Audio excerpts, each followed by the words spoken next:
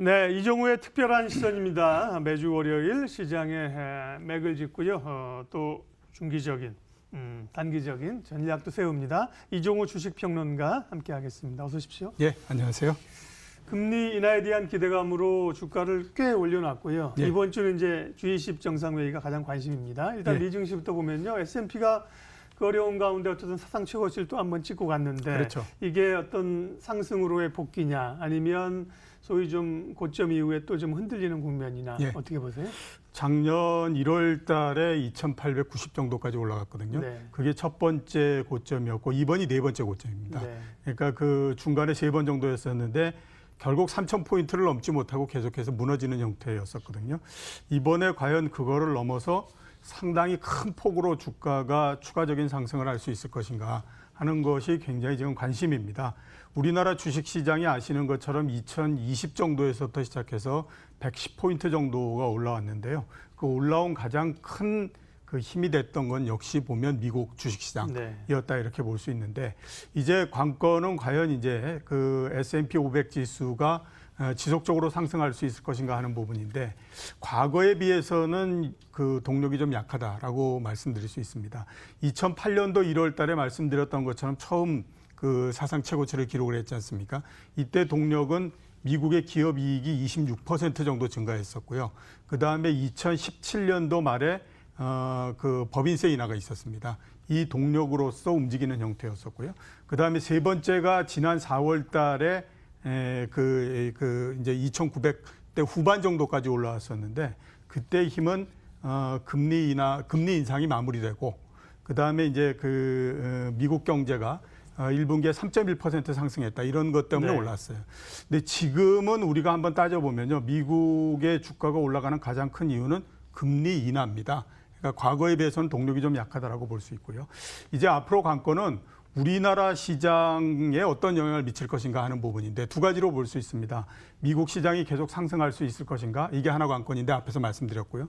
두 번째는 그동안에 우리나라 시장하고 미국 시장 사이의 관계가 굉장히 약화되는 형태였습니다. 그래프를 보시면서 한번 제가 말씀드릴 텐데요. 말씀드린 것처럼 작년도 초에 1월 달에 처음으로 고점을 기록을 했거든요.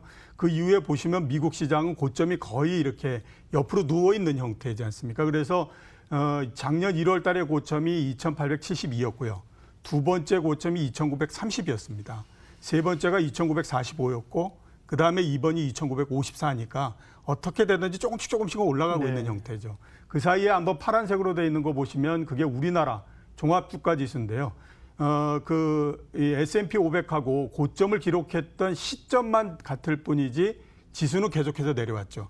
제일 처음에 작년도 1월 달의 고점이 2,600 정도였고, 두 번째 작년 9월 달의 고점이 2,355였습니다. 올해 4월 달이 2,248이었고요.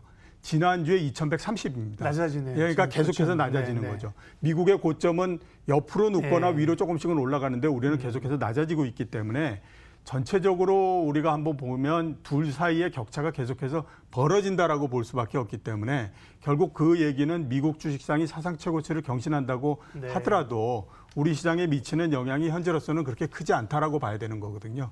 이런 부분들을 어떻게 벗어날 수 있을 것인가 하는 부분들인데, 그렇게 전망이 밝지는 않다라고 말씀을 드릴 수 있을 것 같습니다. 한국에 살면서 한국 기업에 우리의 자금을 대주고 함께 성장하면 좋으련만, 네, 미국 증시 흐름을 따라가지 못합니다. 확연하게 차이가 좀 그렇죠. 나타나서 고민입니다. 투자자들은요. 그렇다고 예. 사실 다 이제 한국 주식은 이제 안 되냐, 버리고 미국 증시 가야 되느냐, 이것도 사실 참 쉽지 않은 문제이고요. 예, 네. 그렇죠.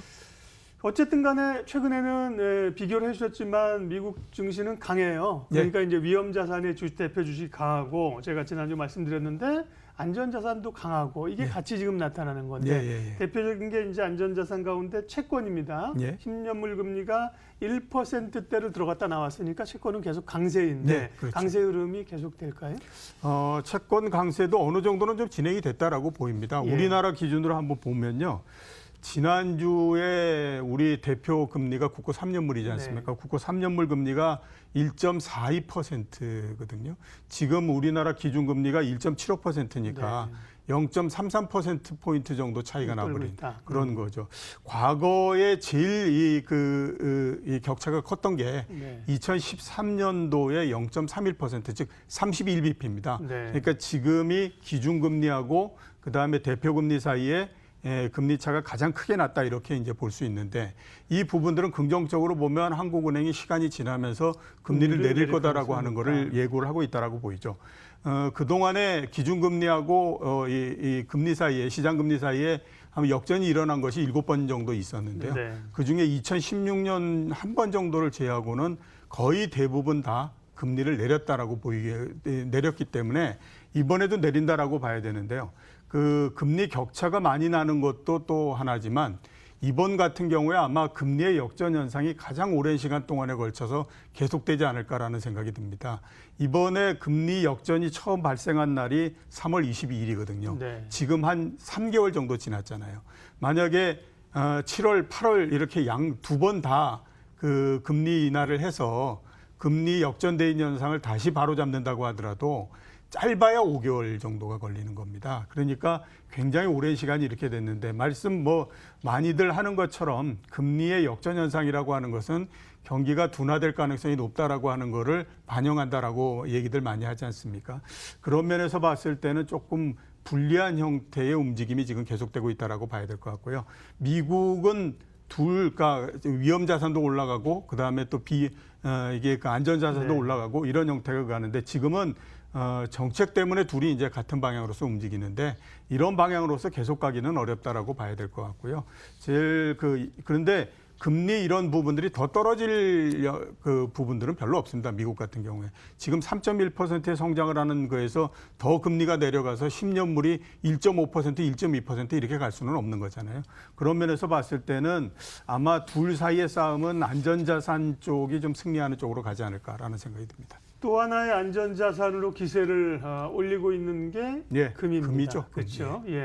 사실은 금 투자는 해서 보면 장기적으로 주식이나 채권이나 다른 그 자산들을 능가하는 수익률을 안정적으로 내주지 못한다고 보는데 어쨌든 올해는 지금 1,400달러 넘으면서 기세는 좋습니다. 금 가격은요.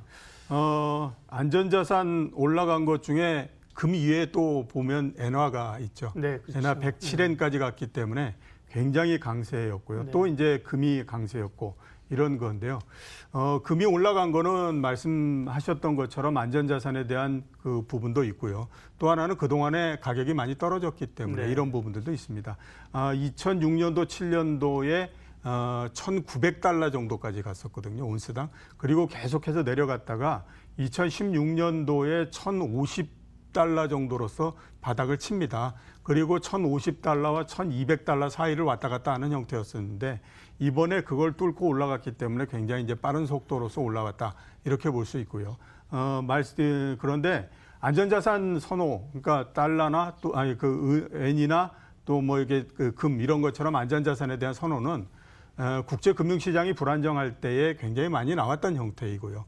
지금도 그런 형태입니다. 이제 문제는 과연 여기서 얼마만큼 더 올라가서 과연 2006년도, 7년도에 기록했던 것처럼 기록적인 그 가격 이런 것들을 만들 수 있을 것인가 하는 부분인데요. 그 가능성은 그렇게 크지 않다라는 생각이 듭니다. 왜냐하면 2006년, 7년, 8년 이런 때에는요. 신흥국에서의 금에 대한 수요가 엄청나게 강했었어요.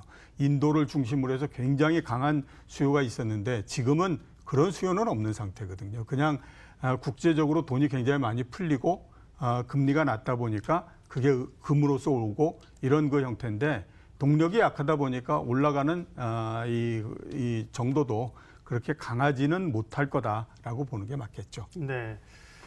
그러니까 대부분 이렇게 이제 좀 올라가게 되면 이야기를 할 수밖에 없기 때문에요. 달라라 별나라 아무도 관심 없는 얘기하기 참 어렵기 때문에 어떻게 보면 지금 얘기할 때, 나 미리 좀 사뒀는데 이제 좀 얘기들 하시는군요. 이렇게 가야 되는데 참 쉽진 않습니다. 자, 이제 이번 주 현안 얘기하겠습니다. G20 정상회담, 특별히 이제 미중 간의 정상회담에 촉각이 곤두세우고 있는데 관전 포인트 짚어주십시오. 28일, 29일까지인데요. 그때까지는 무역 분쟁이 어떤 게 나온다고 하더라도 항상 호재로서 아마 해석이 되지 않을까라는 생각이 듭니다. 그러니까 지금은 좋게 보려는 속성을 계속해서 갖고 있기 때문에 그렇고요. 근데 문제는 실제적으로 긍정적인 타결이 날 것인가 하는 부분들은 현재로서는 상당히 미지수입니다. 쉽지는 않은 과제일 걸로 그렇게 생각이 되고 있고요. 그다음에 서로 긍정적인 타결이 난다고 하더라도 시장이 어떻게 반응할 것인가 하는 부분들은 또 다른 문제다라고 봐야 될 것 같거든요. 굉장히 긍정적인 형태로서 지금 해석을 하고 있기 때문에 네. 잘 타결이 난다고 하더라도 주가를 크게 끌어올리거나 그러기는 좀 어려울 걸로 보여요. 기대감이 좀 선반영됐다. 대신에 삐끗하게 되면 조금 더 영향을 크게 받는다라고 보시는 게 맞겠죠. 그러게요. 네.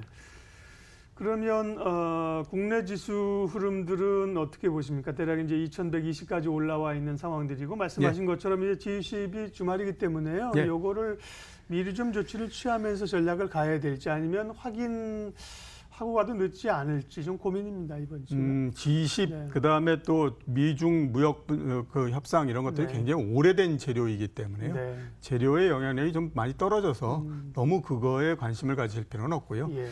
보다 더 관심을 가져야 될 부분들은 미국 시장이 제일 처음에 말씀드렸던 것처럼 고점을 넘지 않았습니까? 이번에 네 번째 만에 정말로 3,000을 넘어서 계속해서 올라갈 수 있느냐, 이게 가장 관건입니다. 그렇게 되면 시장은 조금 다른 모습을 보일 수 있고 네. 다시 또 그거를 넘지 못하게 되면 이건 뭐 상황이 별로 그렇게 좋지 않은 상태가 될 것 같고요. 그다음에 그 미국 시장이 어떻게 되느냐 하는 것들은 외국인 매수하고 상당히 관계가 많이 되거든요. 지금 우리나라 시장의 거래 대금이나 이런 것들이 굉장히 작은 상태이기 때문에 외국인들이 어떤 매매를 하느냐에 따라서 상황이 굉장히 많이 바뀔 가능성이 높습니다.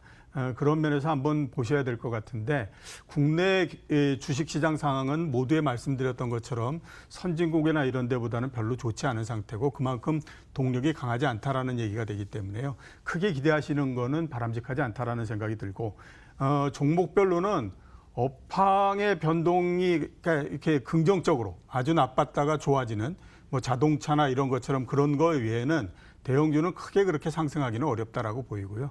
역시 이제 중소형주를 중심으로 해서 최근까지 왔던 형태의 시장이 계속해서 연장돼가는 형태로서 진행되지 않을까라는 생각이 듭니다. 예, 그런 점에서 보면 뭐 사실 개인 투자자들이 중소형주 공략하시는 분들 입장에서는 그리 불리한 환경도 아닙니다. 예, 사실은 그렇죠. 뭐 대형주끼리만 뭐 쭉쭉 올라가는 환경도 지수는 오르지만 그렇게 행복하지는 않거든요. 예.